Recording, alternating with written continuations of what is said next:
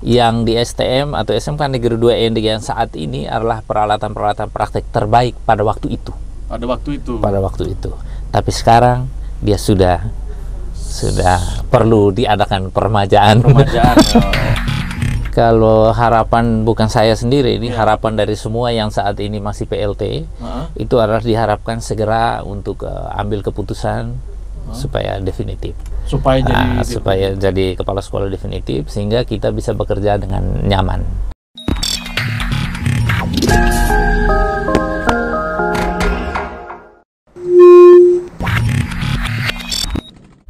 Halo Sobat Milenial semua, hari ini mungkin saya lagi-lagi bertemu dengan teman-teman Milenial Spirit Channel sekalian, dan juga mungkin hari ini saya menghadirkan narasumber berbeda kayaknya ini. Beda dengan yang kemarin-kemarin yang saya lebih banyak menghadirkan politisi, tetapi pada sesi kali ini saya menghadirkan seorang pahlawan tanpa tanda jasa. Jadi ini adalah seorang guru dan juga ini merupakan kepala sekolah ya, kepala sekolah tapi masih PLT di sekolah menengah kejuruan 2 SMK Negeri 2 ND. Nah ini saya sekarang langsung bersama Bapak Sisko Suarez selaku PLT kepala sekolah SMK 2 ND. Nah sebelum saya memulai untuk berbincang-bincang dengan Pak Kepala Sekolah, saya mungkin mengucapkan mungkin HUT STM Negeri ND yang ke-43 tahun pada tanggal 15 September kemarin ya Pak ya. Ya, betul. Jadi saya merasa sebagai alumni juga berhak untuk mengucapkan itu, dan semoga SMK Negeri 2 ND tetap sukses, tetap jaya, dan menghasilkan lulusan-lulusan terbaik untuk anak-anak muda milenial khususnya Kabupaten ND. Amin. Amin. Jadi langsung saja mungkin Pak Kepala Sekolah, saya mungkin ingin tahu Kepala Sekolah ini, ingin tahu karena dari namanya nih kayaknya Sisko Suarez bukan orang Flores ini kayaknya. Jangankan ND, Floresnya tidak ini kayaknya dari Pulau Timur kayaknya ini ya, dari Pulau Timur. Jadi saya minta Pak Sisko coba perkenalkan diri dulu, siapa, terus dari karirnya seperti apa, pernah menjabat sekolah di mana, terus sampai dipercayakan jadi PLT itu seperti apa. Oke, langsung aja Pak Kepala Sekolah. Baik, terima kasih untuk kesempatan baik ini. Pertama-tama saya bersyukur sekali karena bisa dapat momen ini, karena selama ini tidak pernah mengetahui kegiatan-kegiatan seperti ini. Singkat saja saya perkenalkan diri, saya nama lengkapnya Francisco Suarez, asalnya memang dari Timor Leste, tetapi saya ditempatkan di Kabupaten ND itu sejak tahun 1995. Tepatnya itu saya tiba di ND tanggal 7 Januari tahun 95 jam 7 malam dengan kapal Kelimutu. Jam 7 malam ya, ingat persis saya ya? tiba, saya masih ingat waktu itu. Kemudian saya berkarir di SMK Negeri 1 sebagai salah seorang guru produktif atau guru kejuruan usaha perjalanan wisata. Di situ sampai dengan tahun 2019 tanggal 28 November baru saya mendapat perintah dari provinsi, dari BKD untuk ke STM atau SMK Negeri 2 ND sebagai PLT, karena waktu itu Pak Pit Setu selaku kepala sekolah definitif pensiun. Oke. Ya ini kalau sebut PLT mungkin saya sedikit bercerita, ini perjuangan panjang mungkin ya PLT ini. Jadi saya jujur kemarin kita di DPRD provinsi sering mengangkat isu PLT ini. Kalau seandainya PLT mungkin sebulan, 2 bulan atau 3 bulan mungkin kita masih anggap itu lumrah. Tapi kalau sudah PLT sampai setahun, ini lumayan menjadi catatan-catatan yang perlu kita sampaikan kepada pemerintah. Ada apakah itu begitu maksudnya Pak Kepala Sekolah. Cuman sekarang sebelum saya bertanya lebih jauh, saya mau bertanya sedikit Pak. Kira-kira selama menjabat PLT, ini kan kemarin lama ya, mengabdinya tuh cuma 2 sekolah ya. Dari setelah merantau itu sampai di ND ngajar hanya dari SMEA, SMK Negeri. Minta maaf ini terbiasa karena waktu dulu saya masih SMEA dengan STM Pak. Jadi merantau itu dari SMK 1 sampai ke SMK 2 saja, hanya 2 sekolah saja selama di ND. Jadi kira-kira saya mau bertanya sebelum saya menyentuh ke pertanyaan PLT tadi. Suka duka selama mengajar di ND itu seperti apa Pak Kepala Sekolah? Pada prinsipnya saya menikmati mengajar. Saya suka bergaul dengan anak-anak muda dari bujang, dari selesai kuliah saya di sini, jadi saya senang sekali untuk mengajar. Kemudian saya mencintai profesi ini. Kemudian suka duka yang saya alami selama berada di sekolah ini, kebetulan tetangga. Untuk di STM teman-teman semua saya kenal. Kemudian di SMK Negeri 1 sendiri atau SMEA itu memang itu tempat kerja saya yang lama. Dukanya adalah dulu sering tawuran. Oh iya. Dukanya itu. Jadi Pak Kepala Sekolah mengingatkan saya, padahal saya waktu itu ikut tawuran dengan anak SMK 1 karena waktu dukanya itu tawuran, tetapi sukanya bahwa dua sekolah ini cukup berperan untuk Kabupaten ND, dan alumni-alumni yang dihasilkan oleh dua sekolah ini sudah berkiprah di kancah bukan hanya kabupaten tetapi nasional bahkan internasional, sudah ada yang di situ. Banyak alumni-alumni sukses yang saat ini sudah menjadi mitra kembali dengan sekolah untuk menerima praktek kerja, dan ada yang menerima tamatan menjadi tenaga kerja di bidang-bidang usaha yang mereka kelola. Super sekali memang. Kalau seorang guru kan sebenarnya kita sebut pahlawan ya, pahlawan tanpa jasa. Tanpa seorang guru pun apa artinya kami yang muda-muda ini atau yang bisa menjabat di salah satu posisi menjadi anggota DPR atau menjadi pegawai atau menjadi pengusaha, itu tidak akan bisa apa-apa tanpa guru. Jadi kita merefresh ke belakang bahwa guru ini adalah seorang pahlawan tanpa tanya jasa, dan tidak ada apresiasi yang tinggi atau hari seperti apa yang diberikan, padahal dengan kehadiran guru itu membuat kita menjadi pintar dan menjadi lebih cerdas. Paling tidak kita bisa membaca dan menulis untuk pengetahuan kita pribadi. Terus itu sudah ada suka duka ya, suka duka sebagai guru selama mengabdi di dua sekolah ya, SMK 1 dan SMK 2. Jadi kita mungkin lebih kepada masalah yang terjadi di SMK 2 ya, terkait dengan PLT. Jadi Pak Sisko, Pak Kepala Sekolah, itu setelah dari SMEA, dari SMK 1 pindah ke SMK 2 itu dengan SK PLT ya? Ya, yang pertama itu dari nota dari BKD, nota Kepala Dinas. SK PLT yang diterbitkan oleh Pak Gub itu masa berlakunya dari 1 April 2020.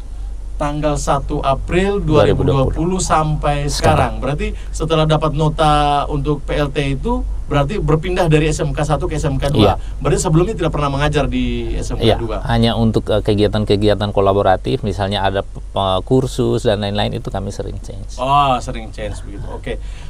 Ini juga ada informasi yang mungkin saya harus tanyakan ya terkait PLT ini. Jadi suka duka ini kan, suka duka apalagi kita bukan guru aktif di SMK 2, tiba-tiba diberi mandat untuk menjadi PLT di SMK 1 di SMK 2 gitu ya.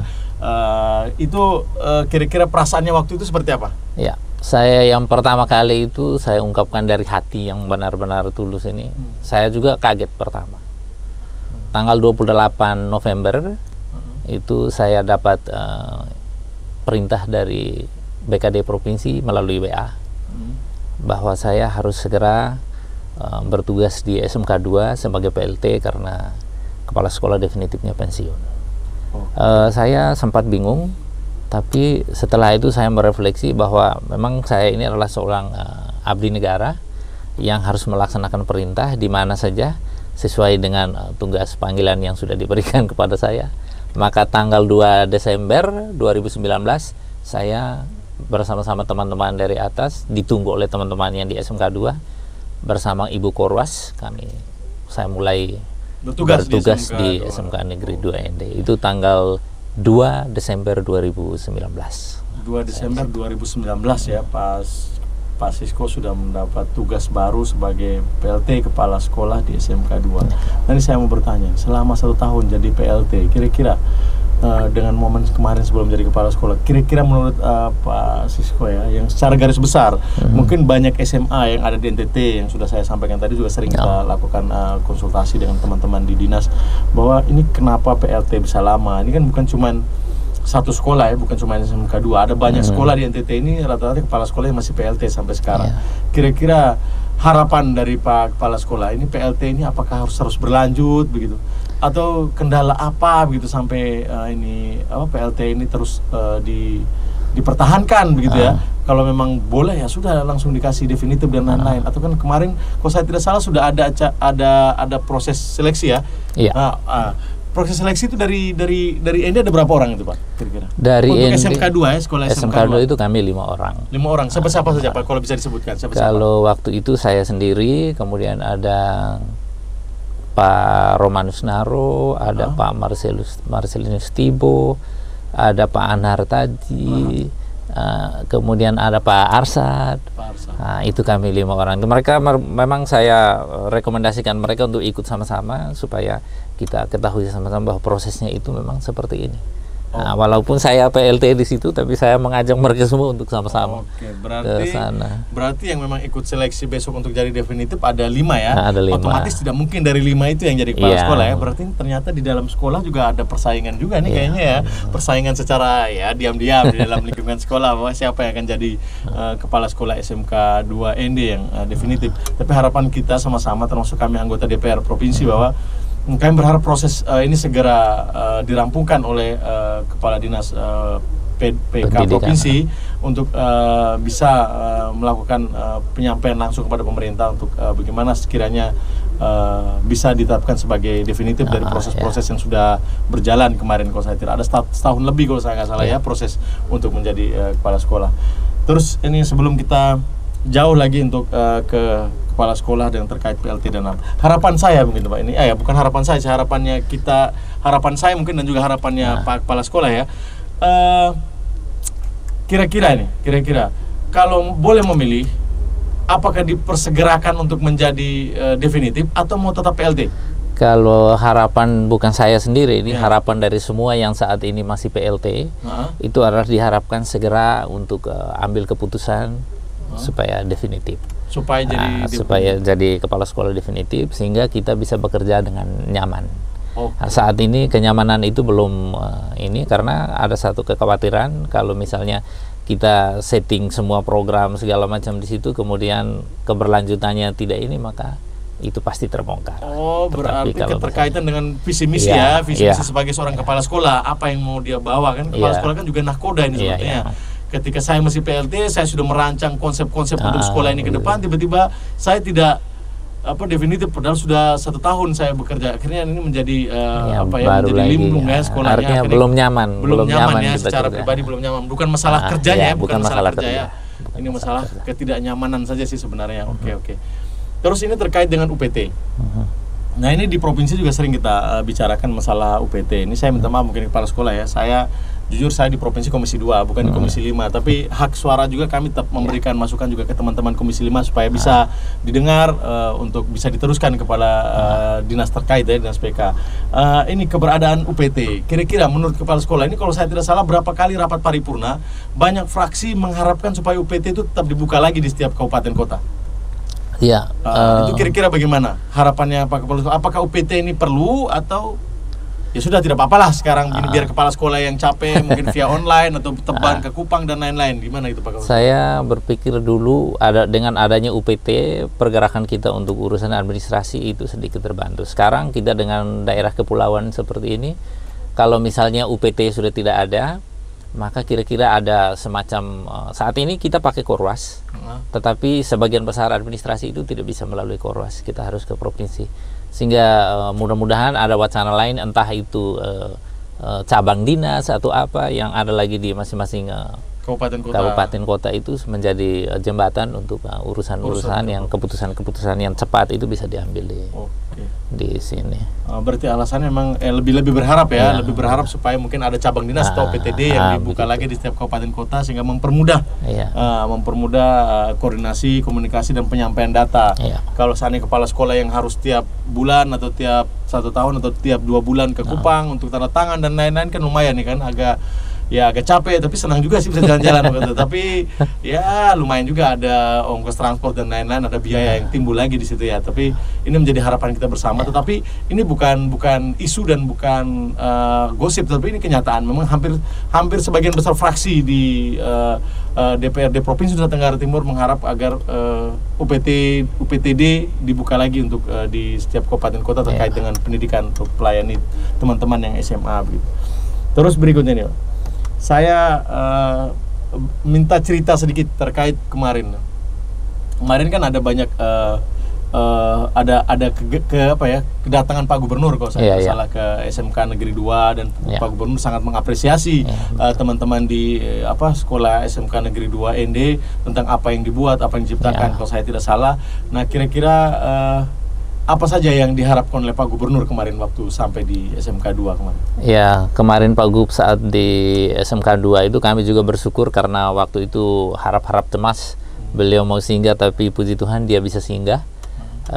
Dari jadwal yang hanya 15 menit, kemudian karena beliau mungkin senang di situ sampai 45 menit kita berada di situ. Harapan beliau adalah anak-anak SMK itu harus kreatif, inovatif, dan pengetahuan atau proses pembelajaran yang terjadi itu orientasinya adalah praktek-praktek yang sifatnya inovatif dan up to date, sehingga mereka bisa menghasilkan sesuatu, dan sesuatu yang dihasilkan itu bermanfaat bagi masyarakat setempat secara kontekstual. Gitu. Berarti harapan dari Pak Gubernur mungkin seperti itu ya, Pak Kepala Sekolah. Mungkin kan kita semua di masyarakat Kabupaten Ende, khususnya orang tua wali dan lain-lain, ini kan tidak terlalu tahu permasalahan internal di SMK 2 seperti apa, dan hari ini mungkin sudah diceritakan sedikit tentang SMK 2 yang masih kepala sekolah yang masih PLT, karena mungkin ada yang tidak tahu ya urusan yang mungkin kebijakan yang diambil pemerintah provinsi, terus dengan UPT dan lain-lain. Mungkin selain itu ada kendala apa yang selama ini ada di SMK 2? Untuk kendala kita selama ini adalah yang pertama itu saya di situ tanggal 2 Desember, kemudian tanggal 21 Maret COVID. Nah, sehingga untuk kegiatan tatap muka itu tidak terjadi maksimal sebagaimana yang kita harapkan. Tapi karena ini sekolah kejuruan, sekolah teknik yang orientasi utamanya adalah praktek, maka kita tetap menempuh jadwal sesuai dengan regulasi yang ada, mentaati prokes untuk tetap melaksanakan kegiatan praktek secara shift buat anak-anak kita, sehingga kita berharap supaya situasi ini normal kembali, sehingga praktek anak-anak itu bisa full lagi seperti sedia kala. Kendala lain yang kami alami di SMK Negeri 2 Ende ini adalah kendala guru-guru produktif. Mungkin Pak tahu bahwa nanti di tahun 2024 itu banyak kami guru produktif yang pensiun. Pensiun ya, guru produktif ya? Ya, yang pensiun. Dan mereka itu adalah produk-produk yang masa lalu pernah dibentuk oleh pemerintah juga melalui Bandung, Malang. Dan kami berharap bahwa program seperti itu bisa ada lagi. Oke, nah saya pause dulu ya Pak Kepala Sekolah. Mungkin ini masukan yang bagus buat kita bersama ya, mungkin untuk pejabat atau yang pengambil kebijakan terkait tentang guru-guru produktif yang mungkin ya bukan cuma di SMK 2, hampir sebagian besar yang tersebar di seluruh provinsi Nusa Tenggara Timur yang mungkin akan pensiun ya sebentar lagi. Jadi minta supaya diadakan lagi untuk program-program pembelajaran ke Bandung, ke Malang. Kalau saya tidak salah guru-guru saya dulu tuh VDC Malang itu ya. Oke, jadi ini mungkin ada sedikit masukan. Terus apa lagi tuh Pak kira-kira? Itu yang pertama. Lalu yang kedua, peralatan atau fasilitas-fasilitas praktek yang di STM atau SMK Negeri 2 Ende yang saat ini adalah peralatan-peralatan praktek terbaik pada waktu itu. Pada waktu itu. Tapi sekarang dia sudah perlu diadakan permajaan. Oke. Jadi ini juga masukan juga nih ya, yang buat kita bisa sama-sama tahu gitu kira-kira yang ada di STM ini jangan cuma di luarnya aja, tapi di dalamnya ternyata juga banyak alat-alat praktek yang mungkin di zamannya saya masih sangat compatible ya, masih sangat baru dan bagus gitu, tapi di zaman-zaman seperti sekarang mungkin sudah tidak di usianya lagi ya, karena sudah ya mesti harus diganti dengan yang baru. Ini juga berupa catatan yang mungkin nanti siapa tahu orang yang bisa mengambil kebijakan keputusan bisa mendengar harapan kita bersama ya, untuk bisa paling tidak merespon atau menanggapi apa yang menjadi perjuangan para guru-guru di SMK Negeri 2. Terus sebelum kita mengakhiri sesi nih Pak ya, sebelum kita mengakhiri sesi untuk bincang-bincang saya dengan Pak Kepala Sekolah PLT Kepala Sekolah SMK Negeri 2, saya nanti akan memberikan giveaway. Tapi giveaway ini khusus buat karena Pak Sisko baru mengajar hanya di 2 SMK, SMK 1 dan SMK 2. Jadi saya minta Pak Sisko untuk memberi 3 pertanyaan. 3 pertanyaan ya. Karena saya sekarang pilih, jadi ada yang pemenang pertama, ada pemenang kedua, ada pemenang ketiga. Kan adil, ada 2 sekolah ini. Jadi nanti yang pemenang-pemenang itu akan saya kasih paket data. Kan sekarang kan masih belajar via online juga ya, di beberapa kelas ya. Semoga bisa memberi mereka sedikit bantuan lah untuk adik-adik kita untuk bisa belajar online. Tapi dengan catatan hanya untuk 2 sekolah ini. Jadi saya minta tidak apa-apa sambil buka HP juga tidak apa-apa. Ini santai Pak Kapolres. Jadi jadi silakan memberi pertanyaan, silakan pilih. Kalau pertanyaan nomor 1 untuk yang SMK 1 atau pertanyaan nomor 2, 3 untuk yang di SMK 2. Jadi nanti hadiahnya saya akan beri voucher untuk pulsa pakai data ya, supaya mereka bisa pakai buat belajar. Jadi seperti itu mungkin Pak Kepala Sekolah. Jadi silakan Pak Sisko tinggal pilih pertanyaan, terus pertanyaannya ditujukan ke mana dulu, terus yang menjawab harus teman-teman anak SMA yang SMK 1 dan SMK 2. Di luar itu jangan dulu, ini dari kepala sekolahnya masalahnya ya, begitu.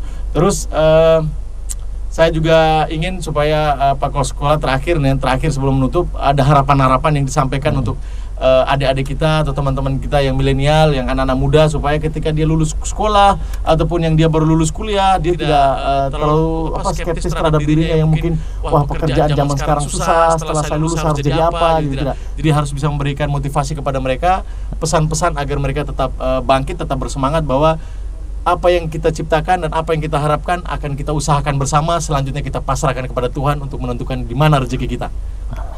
Oke Pak, Kepala Sekolah sudah siap? Saya boleh siapkan pertanyaannya? Boleh siapkan pertanyaan. Silakan. Tadi saya tadi sebenarnya meminta satu, tapi jangan, nanti tidak adil karena Pak Kepala Sekolah pernah 2 sekolah. Jadi ya saya minta supaya 3 pertanyaan lah.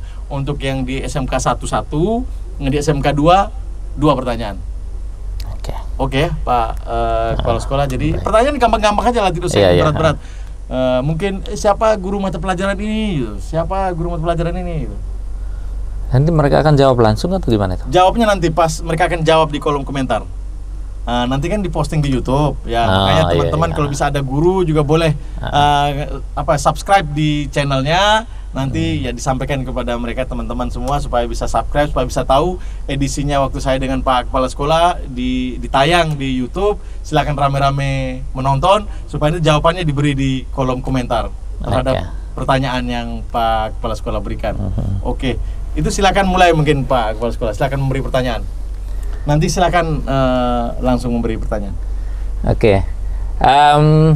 Anak-anakku sekalian, untuk siswa-siswi SMK Negeri 2 ND, ini jawab pertanyaan dari Pak Sisko, Bapak Kepala Sekolah kamu. SMK itu ada satu tujuan utama yang harus dicapai oleh anak-anak SMK setelah tamat. Dan istilah itu sudah sangat terkenal dengan sebutan BMW. Saya ingin adik-adik menjawab, BMW itu kepanjangan dari apa sih? Oke. Ini pertanyaan untuk SMK 1 atau SMK 2? SMK 2. SMK 2, oke. Yang berikutnya, pertanyaan nomor 2. Untuk anak-anakku yang ada di SMK Negeri 2 ND, SMK 1. Tidak apa-apa, SMK 2. 2 kan sudah 2 SMK 2. Oke, untuk SMK Negeri 2 ND, coba sebutkan siapa sih koordinator mata pelajaran muatan nasional yang ada di SMK Negeri 2 ND. Sebutkan namanya dan gelarnya. Koordinator mata pelajaran muatan nasional. Oke, itu yang kedua. Terus yang ketiga untuk SMK 1. Sedangkan untuk anak-anakku yang ada di SMK Negeri 1 ND, ya, pertanyaan saya untuk kamu semua adalah, siapa nama wakil kepala sekolah urusan humas? Sebutkan nama lengkap dengan gelarnya. Siap. Itu jawabannya. Yang benar akan mendapatkan hadiah yang akan diberikan oleh sponsor yang nanti akan memperkenalkan diri untuk kamu semua. Oke, terima kasih Pak Kepala Sekolah. Mungkin ada harapan untuk adik-adik mungkin? Iya. Terakhir, harapan saya untuk anak-anakku sekalian, SMK 1, 2, dan anak-anak muda semuanya di mana saja berada, belajarlah dengan sungguh-sungguh. Kita sekarang hidup di era 4.0. Kita semua menggunakan smartphone, maka kita pun harus menjadi smart person. Mari kita menentukan langkah kita bersama untuk memperoleh sesuatu dengan apa yang kita siapkan dari sekarang. Hasil yang kita peroleh tidak akan mengkhianati proses yang sedang kita jalankan. Semoga kamu semua menyadari betul bahwa masa depan kamu ada di tangan kamu sendiri dan masa depan bangsa ada di pundak kamu. Wih, kayaknya super sekali Pak Kepala Sekolah. Benar-benar ya, jadi kepala sekolah jadi punya wawasan yang harus lebih luas tentang apa saja isu-isu yang berkembang di masyarakat. Terima kasih. Oke, Mungkin sebelum saya mengakhiri sesi bincang-bincang saya dengan Pak Sisko, mungkin saya sedikit juga mereview kembali apa yang kita sampaikan. Harapan saya mungkin segera yang PLT bisa diberi SK definitif untuk memimpin sekolah dengan metode-metode atau konsep-konsep yang ada di pikiran, sehingga ini tidak menjadi sesuatu yang meragukan rata-rata Pak PLT ini ya, apakah mereka harus siap dengan konsep, ternyata mereka tidak jadi kepala sekolah dan kemudian tidak dilantik. Ini kan juga menjadi kebimbangan tersendiri. Terus saya minta mungkin ada 5 orang tadi ya yang di SMK 2, termasuk Pak Sisko sendiri, terus Pak Anhar Haji, terus Pak Arsad, kemudian Pak Marcelinus Tibo, dan ada Pak Romanus Naro, lagi satu Pak Anton Suprayadi. Pak Anton Suprayadi. Berarti ada 6 orang. Ada 6 orang yang kemarin yang telah mengikuti proses seleksi ya, proses seleksi untuk menjabat sebagai kepala sekolah SMK Negeri 2 ND. Semoga ini di ke-6 ini saya rasa ini yang putra terbaik mungkin ya, putra-putra terbaik yang mungkin diutus atau dipilih untuk bisa mengikuti seleksi menjadi seorang kepala sekolah definitif untuk SMK 2 ND. Jadi hasilnya seperti apapun kita tinggal berusaha dan kita melakukan apa yang terbaik. Saya rasa yang sudah dipilih seleksi ini adalah orang-orang yang terbaik. Tinggal nanti kita serahkan kepada yang mempunyai kebijakan untuk menentukan siapa yang paling pas untuk memimpin sekolah ini, dan tentunya kita sama-sama berdoa kepada Yang Kuasa, karena apapun yang kita usahakan kalau tanpa restu dari Yang Kuasa mungkin sesuatu tidak akan menjadi berkah untuk kita semua. Mungkin itu saja edisi bincang-bincang saya. Mohon dijawab hasil pertanyaan tadi yang sudah disampaikan oleh Pak Sisko. Saya tunggu jawabannya, dan hadiahnya nanti akan saya posting, akan saya berikan ya, paket data, ataupun kalau mau uang tunai juga tidak apa-apa, langsung ketemu dengan saya. Saya kebetulan masih di sini, atau nanti di teman-teman di posko kita, supaya nanti saya akan berikan hadiah dari jawaban yang ada ditulis di bawah kolom komentar. Mungkin itu saja yang bisa kami sampaikan di edisi bincang-bincang kali ini. Saya dengan Pak Kepala Sekolah selaku guru pahlawan tanpa jasa. Tanpa mereka kita tidak akan bisa seperti apa-apa. Kebahagiaan tidak diciptakan dari sesuatu yang mudah. Kemana ate tahun OT. Ciao.